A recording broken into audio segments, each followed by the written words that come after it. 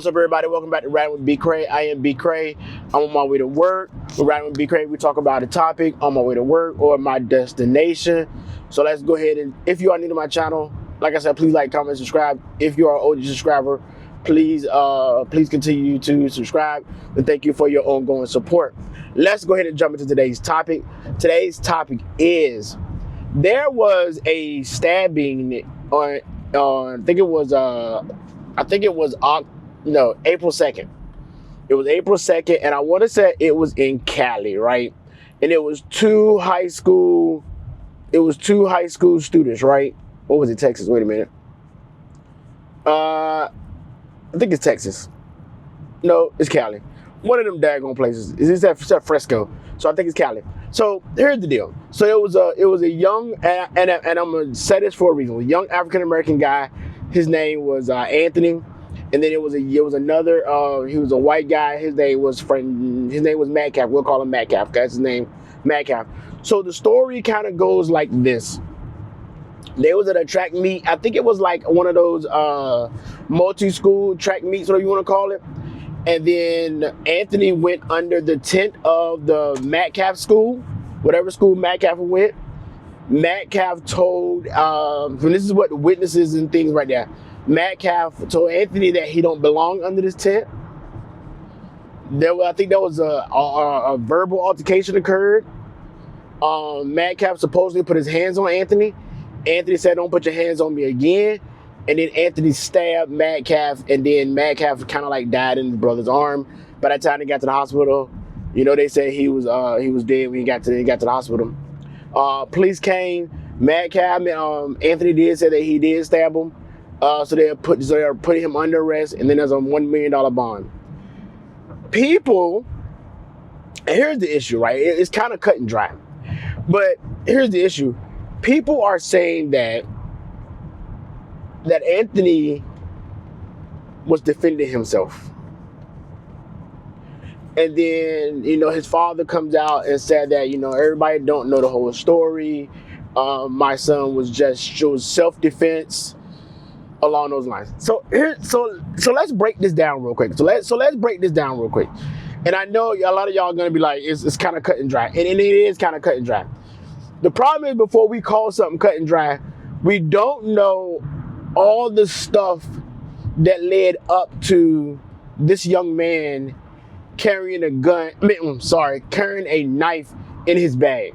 Now, if I was the defense attorney, which means if I was the person representing Anthony, the guy that did the stabbing, the use of self-defense is one of those things.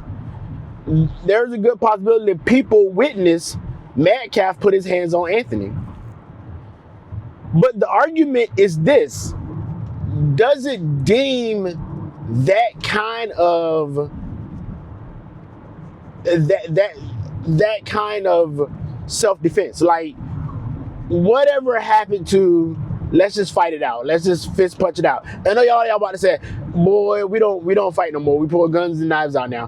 But whatever happened to that? Like, whatever happened to, why couldn't he defend himself with his fist?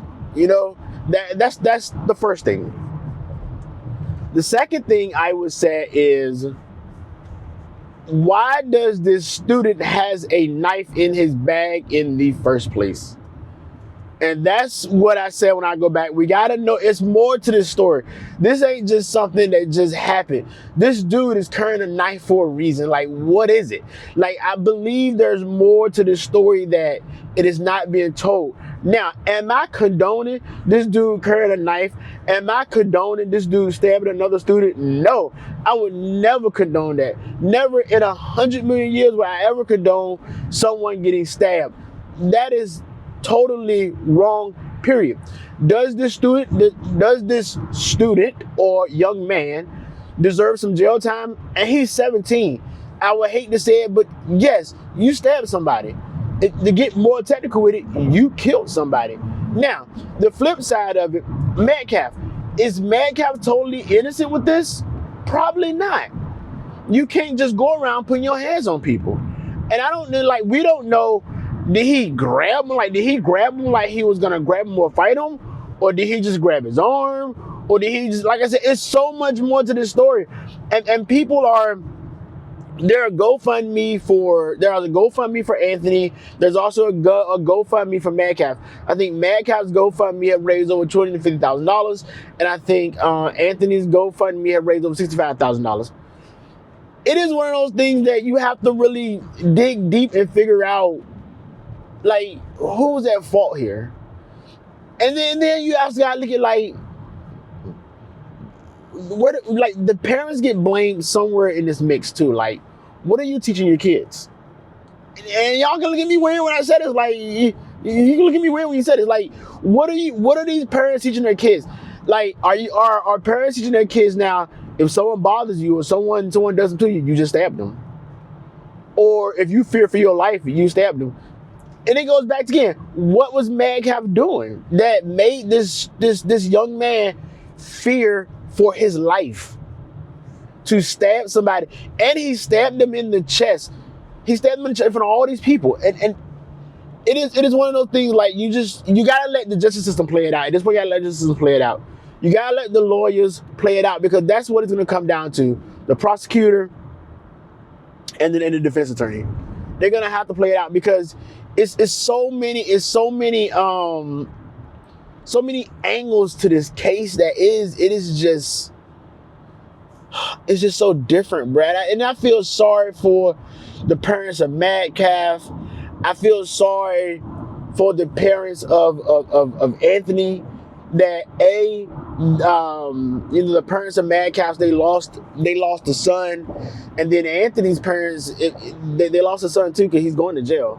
You know, it's just one of those things. Like, it's sad, but we got to get to the bottom of it. We got to figure out why. I mean, and before we as people, because I know we as people like to immediately just go right into it, like, you know, oh my God, you know, we should be protecting Anthony, and, you know, it's self-defense, and then there's other people, oh my God, Metcalf, and he killed them, and there's nothing else to say about it, blase, blase, blase, blase, on both sides of the rim. But before we choose, and before we start marching and all this other stuff that people's gonna do, and all this other stuff, and how it's all on, you know, social media, we need to look at the facts. We need to let the case play out.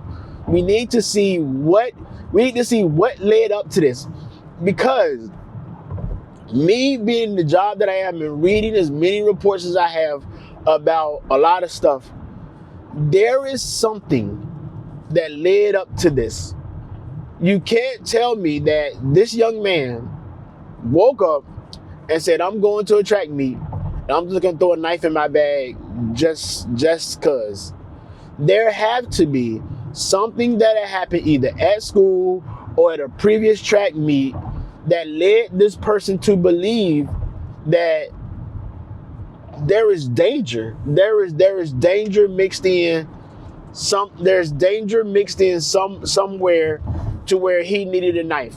And I know what y'all about to say. I don't think a 17-year-old should have a knife, period. I agree. I agree with you. I'm not arguing with you about that. He should not have a knife. But there is something that led to this.